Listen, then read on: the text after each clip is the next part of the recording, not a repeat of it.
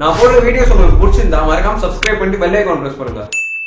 ஒரு ஆக்டரோட வேலை கரெக்டாக ஷூட்டிங்க்கு போயிட்டு டேரக்டர் சொல்ற மாதிரி நடிச்சுட்டு ஜாலியாக கேரவன்ல உட்காந்துக்கிறது நம்ம நினச்சிட்டு இருக்கோம். ஆனால் ஒரு படத்தில் நடிக்கிறதுக்காக யோசிச்சு பார்க்கவே முடியாத விஷயங்களை செஞ்சு 5 ஆக்டர்ஸ் பற்றி தான் இந்த வீடியோவில் பார்க்க போகிறோம்.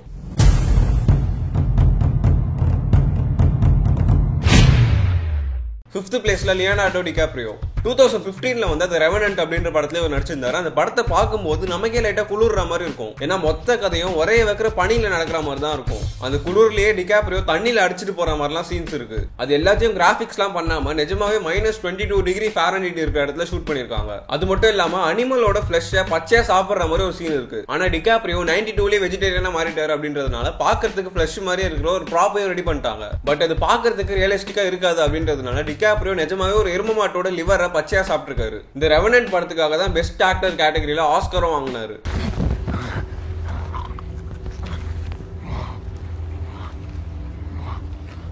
ஃபோர்த் பிளேஸ்ல Ryan Gosling and Michelle Williams 2010ல ரிலீஸ் ஆன ப்ளூ வேலண்டைன் அப்படின்ற படத்துக்காக அந்த படத்துல நடிச்ச ரயான் காஸ்லிங்கும் மிஷல் வில்லியம்ஸ்க்கும் அந்த கேரக்டர்ஸோட டெப்த்தை புரிய வைக்கிறதுக்காக அந்த படத்துல வர வீட்லயே அந்த படத்துல அவங்களுக்கு பொண்ணா நடிச்ச பொண்ணு கூட ஒன்னா சேர்ந்து ஒரு ஃபேமிலி மாதிரி ஒரு மாசத்துக்கு வாழ சொல்லியிருக்காங்க. அந்த கதைப்படி அந்த 2 கேரக்டர்ஸ்க்கும் எவ்வளவு சம்பளமோ அந்த அமௌண்ட் ப்ரொடக்ஷன் கம்பெனி அவங்க கிட்ட கொடுத்து ஒரு மாசத்துக்கு அந்த கேரக்டராவே வாழ சொல்லியிருக்காங்க.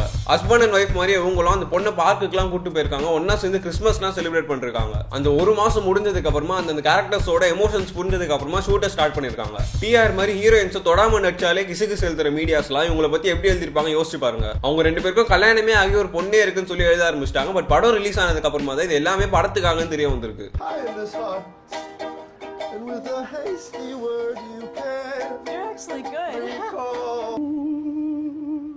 தேர்ட் பிளேஸ்ல ஜேமி ஃபாக்ஸ் 2004ல வந்து ரே அப்படின்ற படத்துல ஜேமி ஃபாக்ஸ் ஒரு கண்ணு தெரியாத மியூசிஷியன் கேரக்டர்ல நடிச்சிருந்தாரு. என்னதான் கண்ணு தெரியாத மாதிரி நடிச்சாலும் அது பார்க்க ரியலிஸ்டிக்கா இருக்காது அப்படின்றதுனால அந்த படத்தோட டைரக்டர் ஜேமி ஃபாக்ஸ் கண்ணை மூடி ஒட்டிட்டு நடிக்க சொல்லிருக்காரு. ஜேமி ஃபாக்ஸ் இதுக்கு சைன் பண்ணி ஒரு நாளைக்கு 14 மணி நேரம் ஒட்டின கண்ணோட நடிச்சிருக்காரு. அண்ட் ஷூட்டிங் ஸ்பாட்ல ஃபுல்லா அவரை கைட் பண்றதுக்கு ஒரு அசிஸ்டன்ட் அப்பாயிண்ட் பண்ணிருக்காங்க. ஷூட்டிங் ஸ்டார்ட் பண்ண ஒரு வாரத்துக்கு கண்ணு தெரியாம இருக்கிறது அவருக்கு புதுசா இருந்ததுனால பல தடவை பேனிக் அட்டாக்லாம் வந்திருக்கு. அது மட்டும் இல்லாம இந்த படத்துல பியானோ வாசிக்கிற சீன்ஸ் எல்லாம் கூட ஒரு கண்ணு ஒட்டி இருக்கும் போது தான் நடிச்சிருக்காரு.